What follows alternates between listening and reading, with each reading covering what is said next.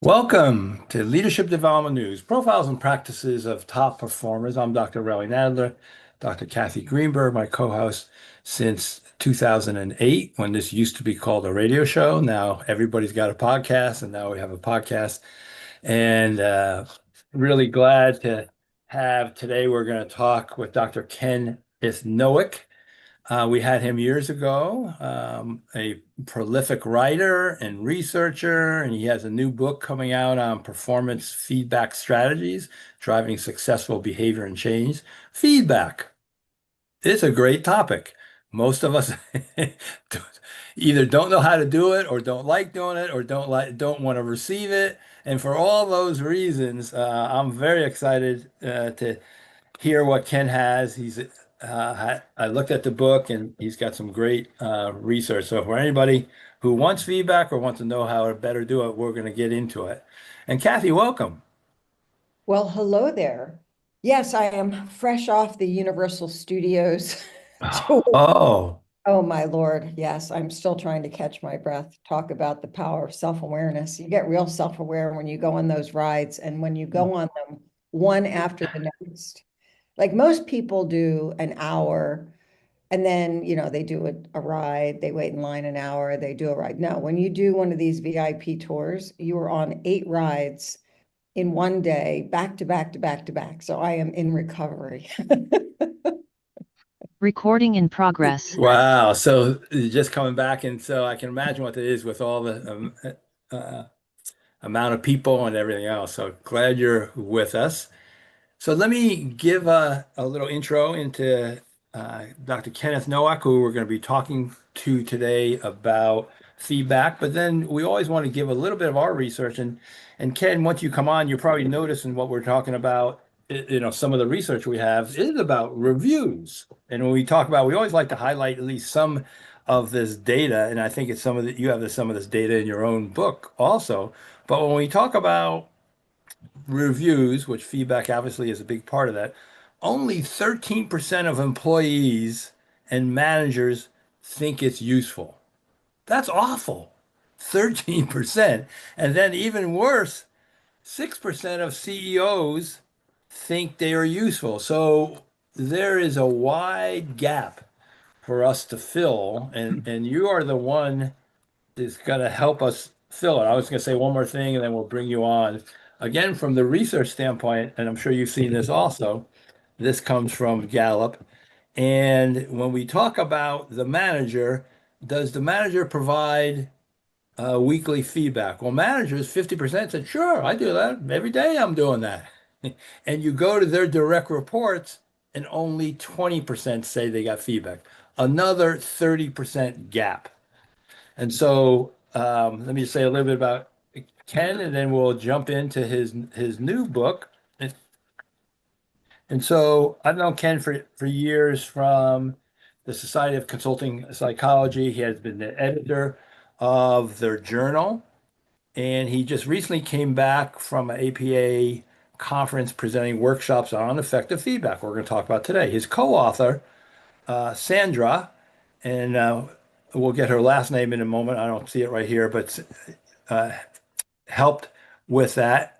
He did one on feedback and one on the focusing on career. And he also has an article that we just looked at on the superpower of self-awareness from the Association of Training and Development. So he's a licensed psychologist, senior research officer at Envisia, and it's a global consultancy specializing in assessments, technology platforms.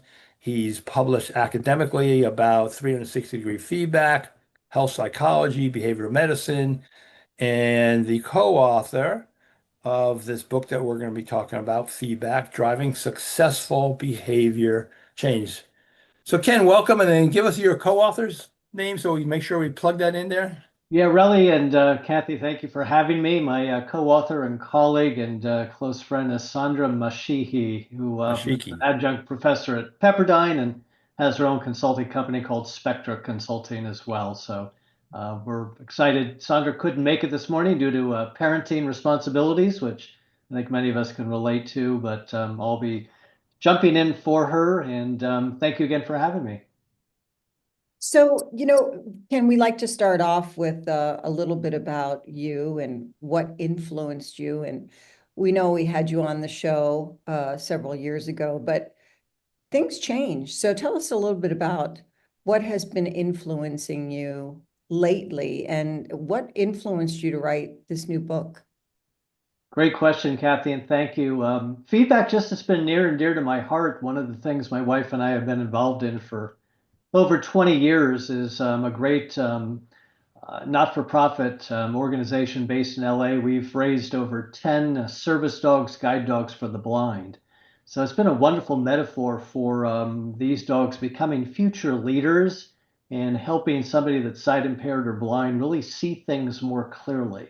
So the idea of feedback for me has been long ingrained, and working with these little critters to become literally the eyes for people that are sight impaired. But it's given us the impetus to really think about, as Relly mentioned, some of these statistics and the gap between what employees would like to receive and what leaders believe that they're really delivering. So we set out to write this book with a model behind it that we'll hopefully share a little bit more about to help leaders become better performance coaches and communicate in a way that unpacks information that employees will accept and work towards. So Ken, you also, I mentioned your article around self-awareness, and we want to kind of start with self-awareness and us, all three of us really being fans around emotional intelligence. Kathy and I wrote Emotional Brilliance, was kind of another little, takeoff. We had a lot of the same research about kind of how do you zero in on what the key things are. But with self-awareness, so to say a little bit about kind of why starting that, then which is going to hopefully feedback will add to the person's self-awareness. So yeah, talk about why that's so important. Yeah, well, as both of you know, insight or self-awareness is one of the core dimensions of the old Goleman model of emotional intelligence. And I won't belabor this, but one of our research studies in conjunction with the University of Barcelona compared a particular type of ability-based measure of emotional intelligence. And it's abbreviated the MESQIT. It's Mm, one of many ways of right. measuring emotional and social competence. And we compare that to our 360 feedback tool that's based on the Goleman and Boyatzis model. And we just looked at the self-assessment. So we had a really unique way of comparing self-assessment around emotional intelligence with ability-based measures. And we found, interestingly, that 50% of the senior leaders in our study either underestimated or overestimated their emotional intelligence skills. And we've been able to repeat and kind of validate that with a separate sample. So the point really is that most of us don't have a clue how we come across and the impact that we have on others. Again, a guide dog analogy that all of us really could use a service dog from time to time to help see the world a little bit more accurately. So this gap is one that's pretty critical and important. And we've written a non-academic paper that I've shared with both of you that was just recently published in Training and Development that looks at the superpower concept of insight being necessary and a necessary condition for effectiveness, whether you're a leader or a non-leader. So we do find that this awareness piece, this awareness gap, how we see ourselves, which we refer to as our identity, borrowing from Hogan's language, is very different from how people sometimes experience us, commonly referred to as our reputation.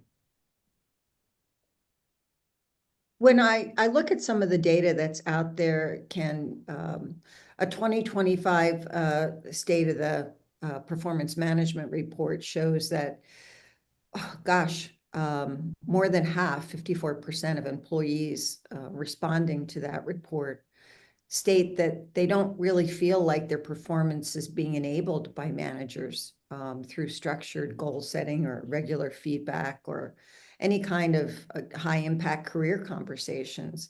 When you look at the article on the power of self-awareness and you look at what it is that's going on, what's the first thing that strikes you about this inability for people to feel Mm.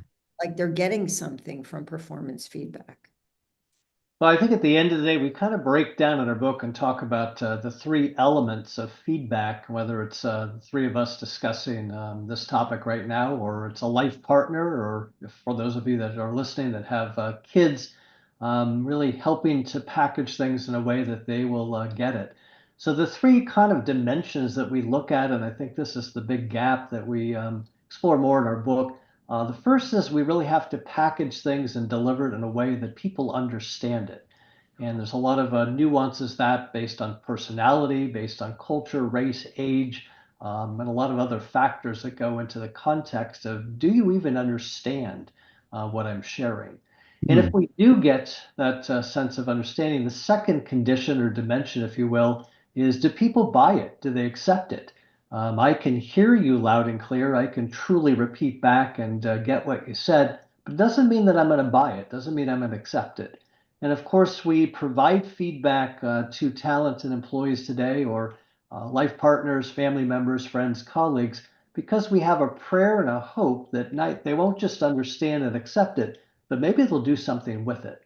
So this is why we kind of frame our book around performance feedback. We're not trying to suggest that leaders become life coaches or spiritual coaches or wellness coaches or career coaches necessarily, but their job is to manage day-to-day performance. So those three conditions are pretty paramount to explaining this gap of why employees are looking for more, and leaders sometimes are telling us, yeah, I'm doing it on a day-to-day basis. I like that because you can see there's a lot of work in there.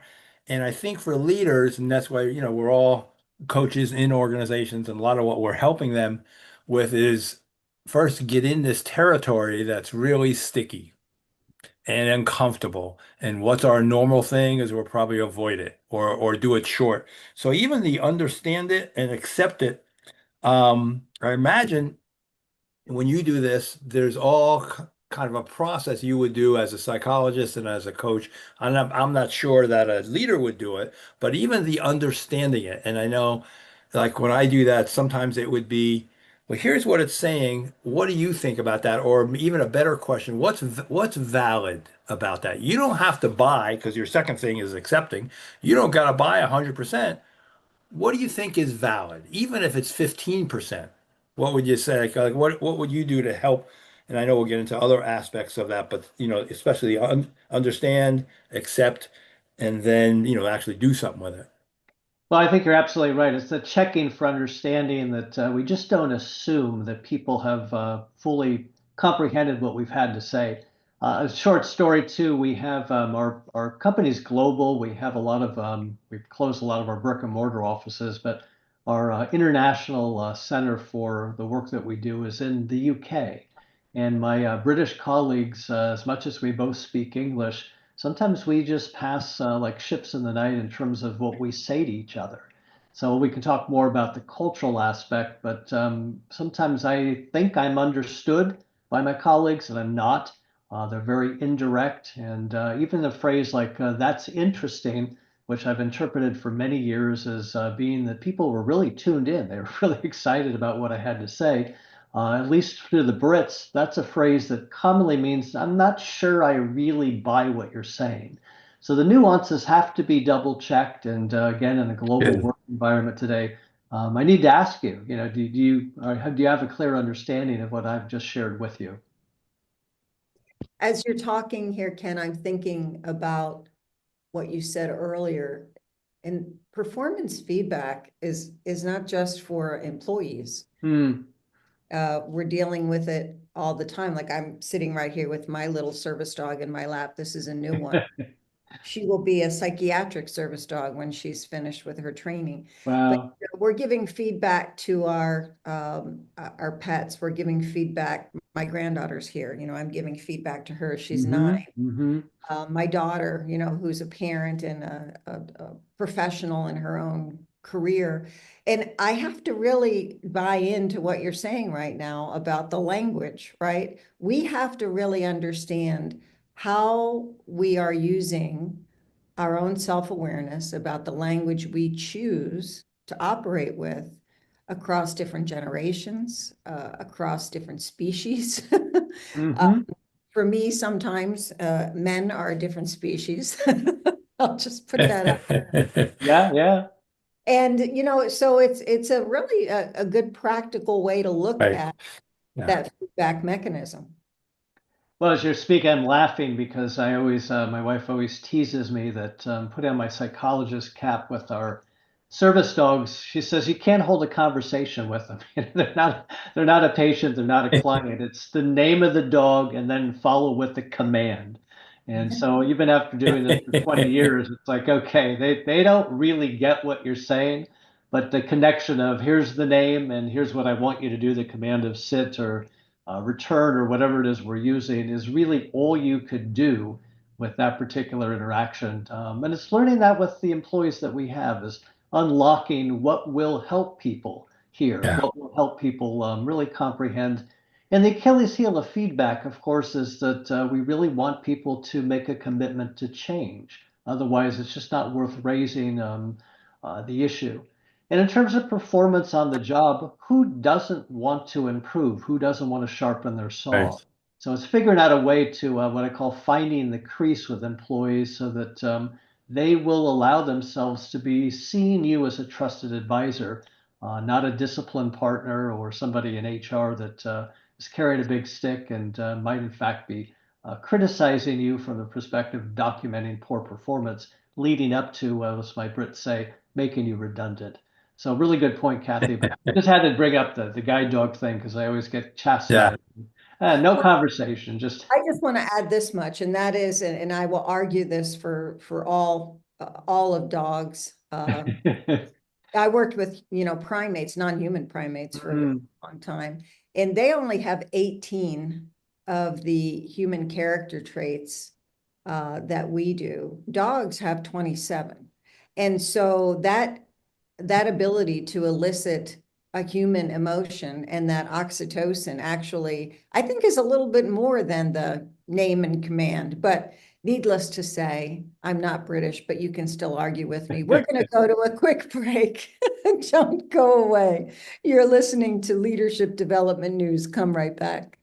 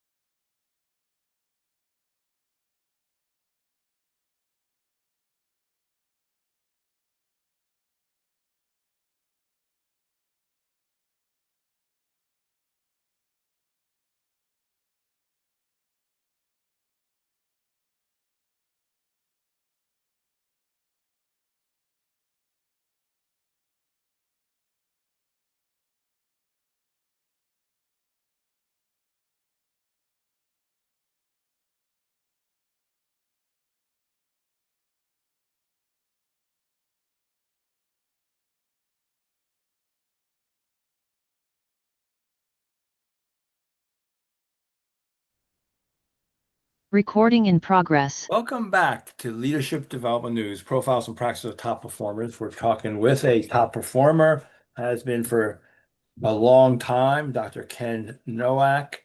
And I want to give you his website. It's just www.envisia, which is ENVISIA learning.com, envisialearning.com, and then simple email ken@envisialearning.com. And we're talking about feedback today. I just finished a supervision session with people who, are training to be coaches. And one of the bottom lines that I talk about in communication is most likely, if you think, what's the bottom line? We're going to be misinterpreted and misunderstood. If you let that sink in a minute, that's kind of the bottom line. We say something once and we think, yeah, they got it. No, they don't got it. And if we went with that being more intentional, I think I'm going to be misunderstood and miscommunicated interpreted. So what would you do differently? Well, you got to use some of the things we're going to talk about on your side of the speaker side. okay, I got to really be clear about this feedback thing. And then we just talked about the receiver. I can't just say it. I got to take 100% responsibility. Did they get what I just said? So that's a good takeaway for folks. If you don't work at it, you're going to be misunderstood and misinterpreted. And so, Ken, oh, first, any comment about that? And then we want to hear the distinction between performance feedback and performance coaching. Yeah, maybe I'll jump into that one, really. Thank you for sharing that. I think performance management, as we all have come to understand, is a set of processes and procedures for communicating, documenting, appraising, and linking that to other human resource systems such as compensation, promotion, et cetera. But we really define performance feedback coaching as a model that we can apply to leaders on packaging and delivering feedback in one of four kind of ways based on the analysis or delineation of to what extent people are performing high or low, and to what extent people play well with others. And I can tell you a little bit more about these two concepts that embed sort of a four-box model that Yeah. built from that helps leaders do a better job of managing day-to-day performance. Again, we don't want you to be a spiritual coach or a life coach or an executive coach, but to have the communication skills and awareness to tailor and package what we share with employees so that they do, in fact, make some changes that improve and increase their effectiveness. As I'm listening to you, I'm already hearing an opportunity for where misunderstanding, right, already existed, right? This is a great example. So I explained that I was at Universal Studios and I was on a VIP tour. And I said that I went on 8 rides in one day. And the first thing that came to mind, Relly, for you was that I stood in line and there were a lot of people around. Uh-huh. But this is interesting. So what I paid for in a VIP tour is Oh, right. you have a tour guide who takes you from ride to ride to ride. You don't stand in any lines. In fact, when people are exiting the ride, we're entering the ride, and it's all backstage. So it's like a celebrity tour, and you don't have any of the stress Yeah. that you would have in the park. Yeah. So I think it's interesting, right? I said, oh, I went to Universal Yeah. Studios and I went on 8 rides. And the first thing that came to mind for you was all those people and all those lines. When I didn't stand in line once, Uh-huh. and I had no access whatsoever to any people other than the people that I wanted to be with on the tour. Now, I know that sounds a little elitist, but what I did was to protect myself, my granddaughter, and my daughter from wasting time in the park Perfect. being So what's stressed. good about that is that's exactly, I'm glad you brought that. That's exactly what we all do. Exactly. I came from my own experience and then put that on you. So we're picturing things and I wasn't picturing at all what you're picturing. So You, yeah, great. Thanks for bringing that up and embarrassing me like that. no, I wasn't trying to embarrass you. I was giving a great I know. example I'm of just, how even when we are connected, right? I Because know. do I I'm love you? just, I'm And just teasing. I So know. So Ken, I am interested in the 4 box because I think that's helpful and you really have some great stuff in there. So if you want to walk us through that, because now we're talking about performance feedback and coaching, and so someone can talk about pictures. We want this picture in their mind as they are looking at their individuals. Yeah, let me back up. I think again, as you're mentioning, Kathy, the impressions we get from people are strongly related to two really big constructs or dimensions. Whether it's the first time we meet somebody, such as a job interview, or people we've known for a long time. And in the social psychology research literature, we refer to these terms as warmth and competence. So we draw inferences from people the moment we meet them and we work with them constantly on whether or not we have faith in their capability to get things done and do things well, and whether or not we can get along with them. And of course, in the leadership literature, we use some different words, but we refer to these as agentic versus communal traits, meaning, again, driving a vision to a better tomorrow, task orientation, and the communal traits of getting along, playing well with others. So this has become the fabric of our particular model in our book, in which we can categorize any employee along these two dimensions. And if you think about a high or low of quote unquote overall performance, which might be a sum total of all the KPIs related to projects and goals and tasks that people are working on, and hopefully an understanding of what good or quality or effectiveness looks like. At the end of the day, we can make a conclusion of, are you two running a really great podcast? Are you really running a really great show? So it's subjective, but again, on some kind of continuum, I could rate you from low to high. And the more I hang out with you or initial impressions, I'm getting a sense of, can I work with you? Would I want to be a partner with you in the future? So instead of the dyad, it's a triad. So if we can take a 4-box model of high and low on kind of overall performance, and high and low, and let's just call it interpersonal competence or emotional intelligence, or this factor of playing well with others, we can categorize all employees into 4 particular kinds of dimensions. It may change from project to project, but overall, I can get a beat on any individual. And we have 4 different approaches to communicating and providing feedback that will, again, result in each employee being more engaged, being more productive, and hopefully creating a culture where they can psychologically flourish. So we've got some labels and names for each of the 4. I'll be really brief about this, and you can ask some other questions. But there is a box where it's an individual that's very high in performing. They're competent, they're experienced, they're demonstrating the ability to meet those mutually agreed upon KPIs. And at the end of the day, they get along really well with others. They have high emotional intelligence. So the approach we would use for these individuals, we call it performance acceleration, is helping the best become even better. And these are what we euphemistically call star players. And there's feedback approaches that really will help think of the Olympics coming up here shortly in LA, and all the great athletes they right now are training, and they're looking for that edge, tiny bits of feedback to help them get better. So that's called performance acceleration. The lower left-hand corner are people that aren't performing well. And at the end of the day, we've probably made some selection mistakes. They're just difficult to deal with. And that's the traditional performance improvement coaching. That's the progressive discipline that every company wrestles with, every leader hates doing.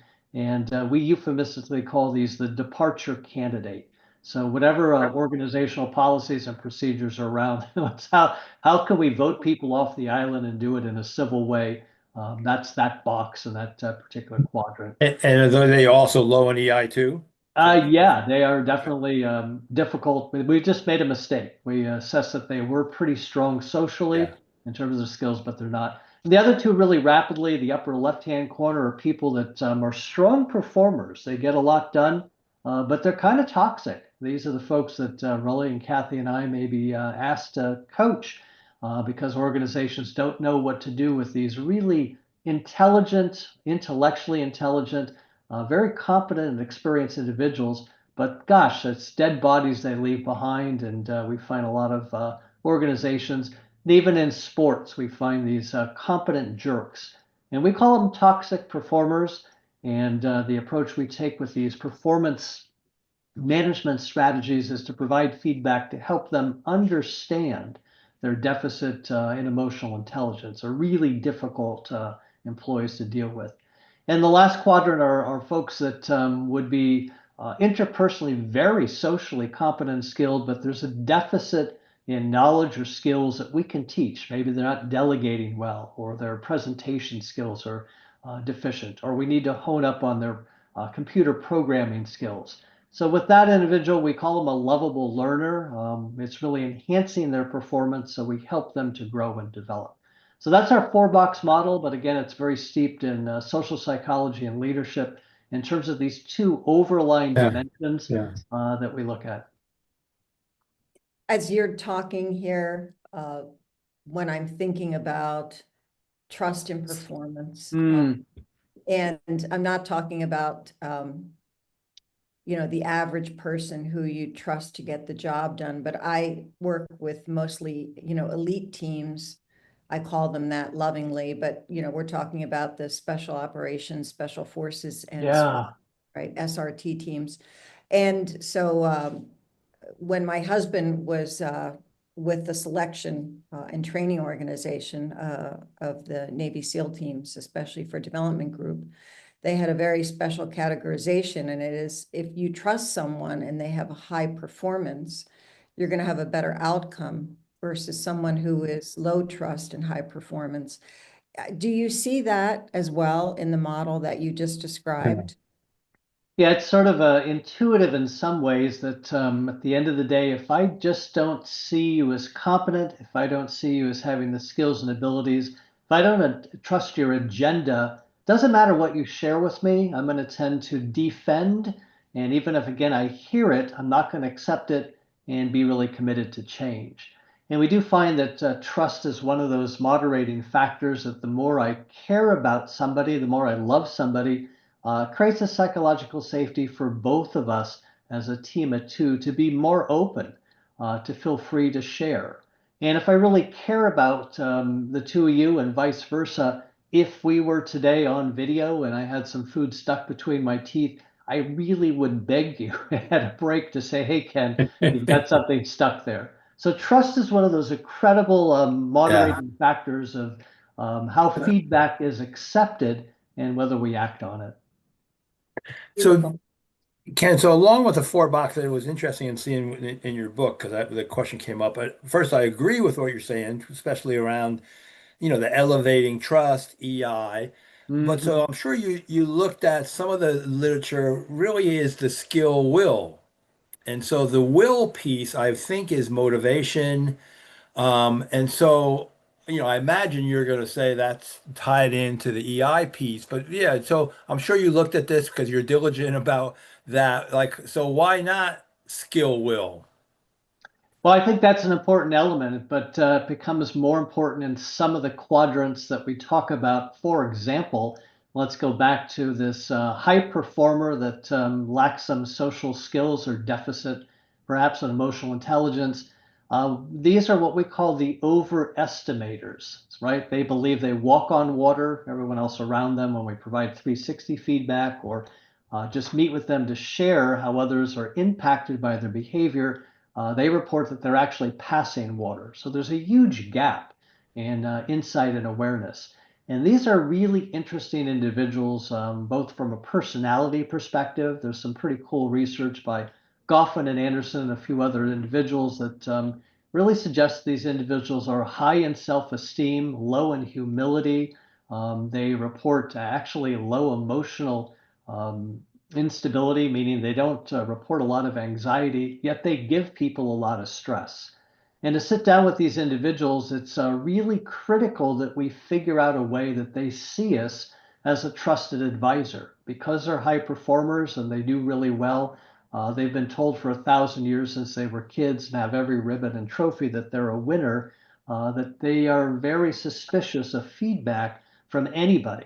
So it's really trying to penetrate their motivational armor to say, Mm. how can I help you to become even better? And your belief is you're working with people that you didn't select, you're in inherited marriages at work. And if you understood my world, you'd know that really I'm not the problem, but they are. So that's where motivation is the most important in that particular quadrant of trying to reach these people. Otherwise, again, they just dismiss your feedback as not too useful. Go look at my track record. Go look at my performance review ratings. Go look at all the money I've brought into this clinic. Go look at my patents. And in some cases that we work with, go look at my Nobel Prize. Now you want to tell me I'm not doing well? So they're really challenging. And gosh, I think when I was younger, I would take these on from an executive coach perspective. Now I'm a little wiser. I just tend to delegate it to my junior psychologist and say, good luck. This will be a great learning experience for you. Beautiful. Oh, well, I'm thinking about, the audiences that I work with right now, and we're in the process of certifying public safety professionals Mm, as coaches, and what they're learning by and large is the issues that they're dealing with today are not as much performance issues as expectation issues. Hmm.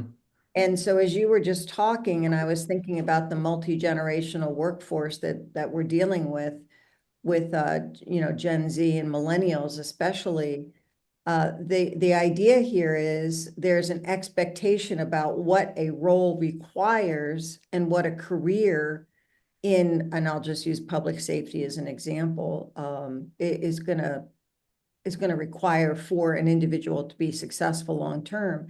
And I think that when we look at performance, again, I guess I'm posing the question here. Expectation management seems to be one of the bigger issues that we're not looking at or calibrating with regard to performance management. So maybe we can talk a little bit about that. Yeah, just to mention too, with generational differences, some of our own research and others, it's a very interesting area. And I think today where most researchers are landing is that generational differences is more stereotypical than academically supported. In fact, we see a lot more variance within a cohort than between cohorts, meaning age groups that we would refer to as Generation Z or the baby boomers. We find a lot of differences. So expectations are very personalized. But having said that, I think the one domain that's really rapidly changed, particularly post-COVID, are careering expectations. So today's leaders really need to be attuned to the three areas that careering has dramatically changed. I often tell the story of my father, who was smuggled out of Nazi Germany, hidden for 3 years in France, miraculously able to escape, wind up living in an orphanage in the San Francisco Bay Area for his teenage years. And a company came to that orphanage when he was about 16 and said, "Hey, you can work next year. We'd like to give you a gift and no strings attached. As long as you want to work for us, if you work hard, keep your nose clean, we promise you to the day you want to retire, we will make sure you are secure. Can't do much about your very, very challenging childhood." And that company still exists today. It's now a private company called Levi Strauss. And that company took care of my dad. He stayed for 37 years, never Wow. having to look for another job. And that psychological contract is so different from today, which was lifelong employment, which the paradigm shift in the younger, talent today, employees today, is employability security. There's no real sense of job security. We're seeing that everywhere today's, whether it's political or not, that the vulnerability of people working for any length of time when you even elect to isn't there. And obviously, technology is so dramatic. I think all of us it'll age us, but growing up in my home in the San Francisco Bay Area, we had one dial-up wall phone with a really long cord. So today Right. we're tethered to obviously the technology of what we're wearing on our wrist, what we're carrying around in our pockets that are far more powerful. So the boundaries of work and life, particularly post-COVID, have shifted the expectations that the newer workforce is really interested in not just performance, but careering. So this is a big shift. We have an entire chapter. We talk about careering drivers in our book. And lastly, this idea of the psychological contract is really opted. I'm hearing and seeing the term fractional employees. I never heard of that term before, but Right. this idea of I'm going to work for you a quarter time or a tenth of a time with a salary, but I'm still a free agent. So I think you raised a really good point, Uh, but we'll emphasize that our model tries to look at expectations, but at an individual rather than generational cohort level. Well, we're going to go to a quick break. Don't go away. We'll be right back. You're listening to Leadership Development News.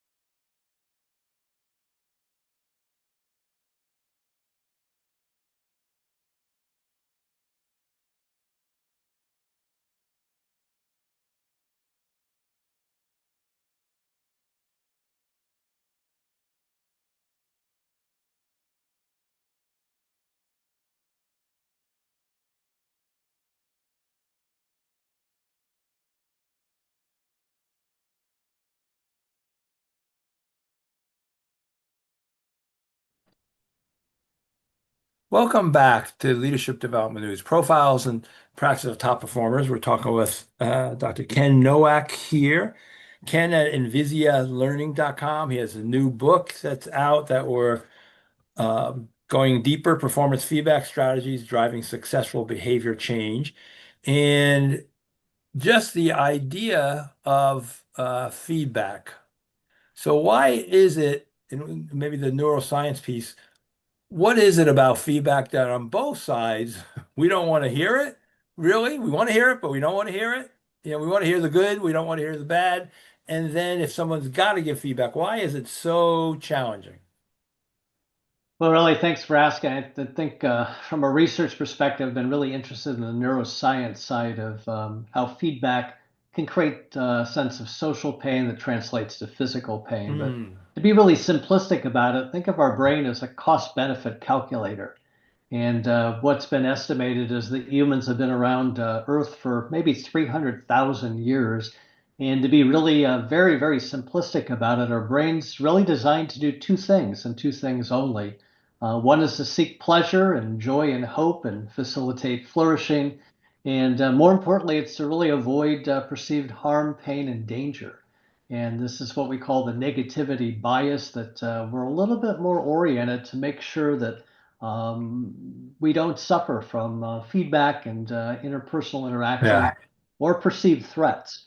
So we immediately are wired from a biological perspective to look at the world through a lens of who's a friend that we feel comfortable with. And Kathy, you mentioned the pro-social peptide oxytocin, but when that's released, it actually diminishes an area of our brain called the amygdala, our alarm sounding little almond shaped area, to say, I think you're pretty cool. I think I could approach you, and I'm more open to feedback. And we also would look at the fight or flight response as a triggering of you might be a foe. I need to run away.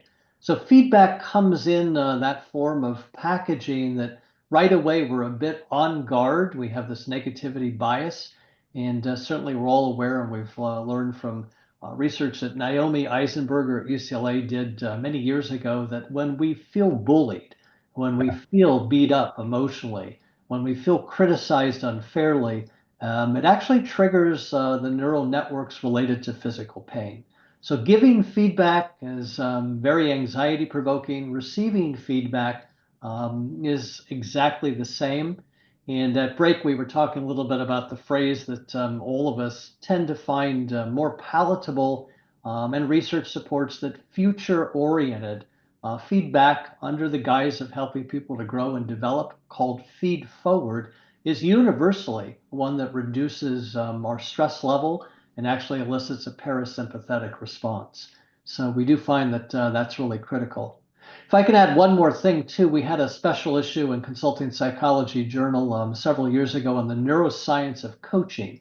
And some of the research that stuck with me was from Richard Boyatzis and his group at Case Western, in which he looked at using a measurement of the brain called functional magnetic resonance imaging, fMRI, and found that people are more receptive to feedback when we can elicit their reflective mode. So asking questions of what your expectations are of being a good leader, a good parent, or a good person seems to grease the sled that when we deliver feedback, we're more willing to try it on. We're more willing to accept it. So there's some interesting neuroscience and brain research that really suggests that in general, feedback elicits an immediate fight or flight response, either delivering it or accepting it. But there are some ways of mitigating that sense of social pain that is natural with feedback that hurts.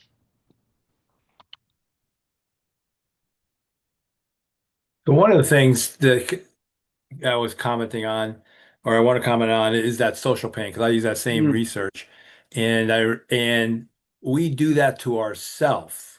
So that piece of only going back to what didn't work, and one of the examples I would give is a VP of HR who had a great past leader who really valued her as a partner. The new CEO that she worked for and then brought me in, he was a ENTP, very professorial like, Mm. and any issue would come up and he would go off, and she's like, What about me?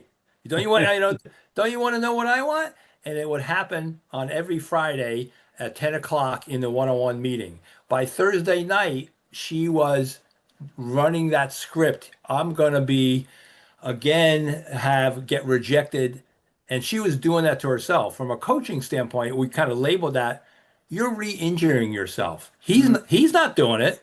You are now doing that to yourself. And what do you need to do to stop that? But it's that social pain, that social rejection, and we all do it to ourselves.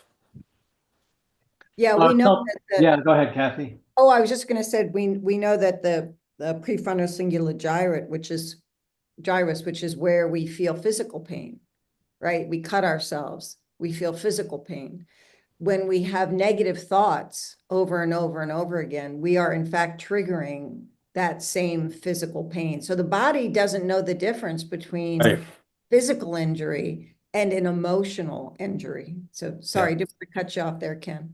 No, I was going to say what most people have heard about is what we're talking about. I don't think it's brand new news, but what folks probably would be interested, the listeners today would be interested to tune in, is a follow-up study that was done by Nathan DeWall, who was one of the original researchers with Naomi Eisenberger. He did an incredible study that really tested the validity of what we're talking about. If there's any doubters out there that feeling broken heart doesn't elicit truly a pain matrix. So what Nathan did is he repeated all these studies that were done using a very familiar paradigm called cyberball, where people under an Right. fMRI were, playing a game and were rejected. But he took a group and he provided analgesics. It was acetaminophen that he gave to individuals for a couple of weeks, and gave a placebo to another group and brought them back to the lab and repeated this particular study. And what he found very fascinatingly was that those that were on the analgesics, exact same paradigm, reported significantly less psychological distress, meaning they weren't really as bummed out and hurt psychologically. But more importantly, at the brain level, the fMRI confirmed that the neural network was less activated relative to the placebo. So what we're talking about truly is one reason I take feedback so seriously, and how we talk about delivering feedback without the ouch, with the end goal of getting people to want to do some things more, less, or differently to really make feedback effective.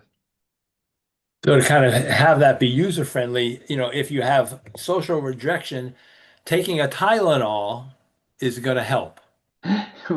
Well, I'm not going to prescribe doing that, but there's evidence that obviously it not only mutes the negative, it also Right. mutes the positive. So I'm not sure we want to Oh, recommend that for all. So just overall affect was muted to some extent, but it was a great research design yeah. to suggest that when I'm treated unfairly, when I perceive and when I have a script that I'm being discriminated against, we're activating just chronically that fight or flight response, eliciting an inflammatory response that can be quite damaging short term and long term. So feedback's pretty important. We see that in social media. Any of us that have kids or young adults that are just addicted to, if you will, the dopamine side of I want to be liked, I want to be valued, I want my TikTok thing that I've just posted to have 1 billion votes. When we feel left out, as you mentioned, Relly, whether it's self-inflicted or it's truly what happens is I've got a great idea in the beginning of the meeting. 20 minutes later, it plopped, but some other colleague comes up with basically the same thing. It Oh, feels as if I've been right. rejected.